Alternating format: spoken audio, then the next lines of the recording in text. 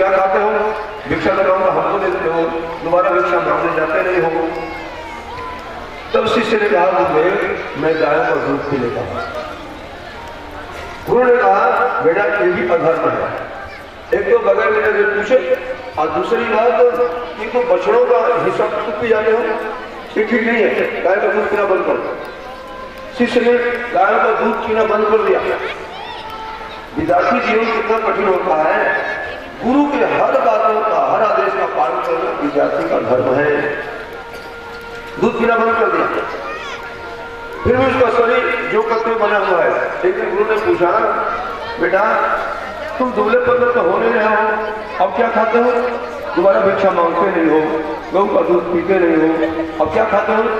उसने कहा, गुरुदेव बच्चे जब गऊ का दूध पीते हैं, आज उनके मुंह से झाल निकलती है दोनों तरफ से, वो मैं कोई धारण कर लेता।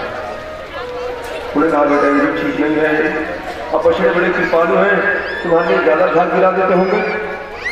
अश्विनी कुमारों का अस्त्र तुमने सिखाया है, अश्विनी कुमारों का अस्त्र से स्तुति करो तो तुम्हारे पर कृपा करेंगे।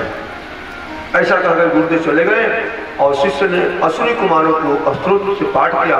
अश्विनी कुमार प्रकट हुए और एक पुआ लाए थे, लो इस पुआ को खा लो, तुम्हारी आंख सही हो जाएगी। उसने कहा कि नहीं, बगैर गुरु के आदेश में पुआ नहीं खा सकता। अश्विनी कुमार ने कहा कि तुम्हारे गुरु भी ऐसे ही हम लोग को पुकारे थे, हम उनको पुआ दिए, पुआ खा गए, और गुरु में गलती बता रहे हैं अश्विनी कुमार। शिष्य ने कहा, कुछ भी हो, गुरु कुछ भी कर सकते हैं, लेकिन मैं गुरु के बातों का अवहेलना नहीं कर सकता हूँ। मैं बगैर उनके आदेश के ये पुआ नहीं खा सकता। तो अश्विनी के घर से बाहर जाकर के विद्या पढ़नी चाहिए।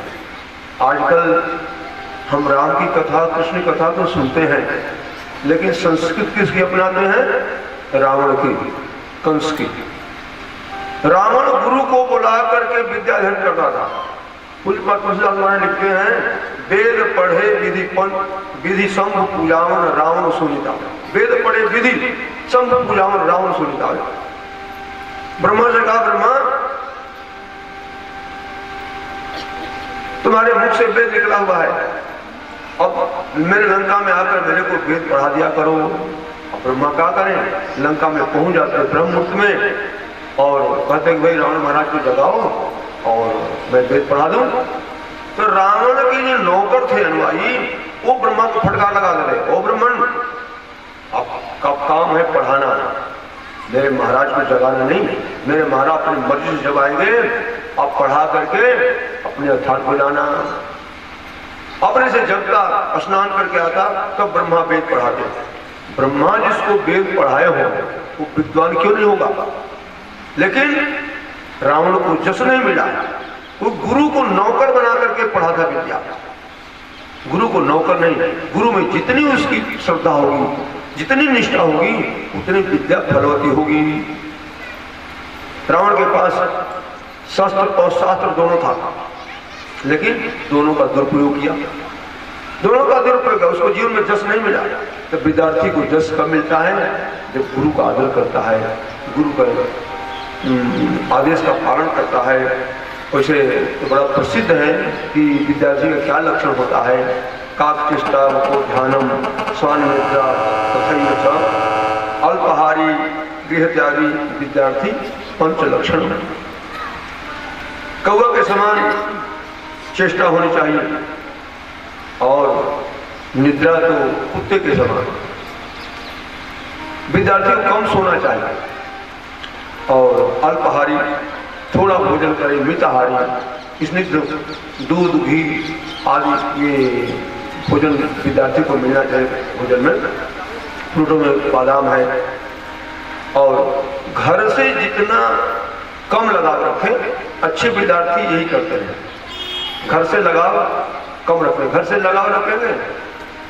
मैंने वो एक बच्चे को सुना, बेटे वो पढ़ता था कोटा में, तो नाम नहीं ले रहा हूँ, उसकी मम्मी जाने को बोली तो बोला कि मम्मी आप आती हो तो हमारे पढ़ाई में डिस्टर्ब होता है। ये विद्यार्थी का लक्षण है। जब तक पढ़ना बहुत बड़ी तपस्या है, सोचो कि हमको 10-15 साल पढ़ना है, 20 साल पढ़ना है, और क्या इतना तपस्या करने गए। अब विद्या सही रूप से पढ़ेंगे तो लोक परलोक दोनों देती है। विद्या साझा मुक्ते, विद्या लोक परलोक दोनों दे देती है। तब विद्यार्थी को विद्यार्थी का लक्षण मानते हुए और सबसे बड़ा लक्षण है गुरु के हर आदेश का पालन करना, गुरु की कभी अवहेलना करना, गुरु में महत्व की बुद्धि रखना, अपने गुरु को महान समझना। विद्या अपने आप आएगी। विद्या की देवी तो मां सरस्वती है, भगवान उस पर खुश होकर के उसको खूब विद्या देते हैं। जो विद्यार्थी गुरु को गुरु भाव से नहीं रखता है, देखता है अरे तो नौकर है, वेतनधारी है, वो विद्यार्थी कभी जीवन में सफल नहीं होता है। आजकल की विद्या गुरु को नौकर समझ के पढ़ी जाती है, इसलिए नौकरी तक सीमित है। क्यों नौकरी तक सीमित है? गुरु में महान बुद्धि विद्यार्थी को रखनी चाहिए। भगवान श्री कृष्ण सांदीपनि ऋषि के पास अवंतिकापुरी में विद्या पढ़ने गए हैं और वहां गुरु की खूब सेवा की है। गुरु की खूब सेवा की, जंगल से लकड़ी लाना, गाय चराना और सारी झाड़ू पहाड़ी सेवा सब। और थोड़े दिन में 64 जो विद्या है शास्त्र में बताई गई है, धनुर्वेद, धर्म, न्याय और सब जितने शास्त्र हैं, सब राजनीति, सब उनको विद्या है। विद्या विद्यार्थी के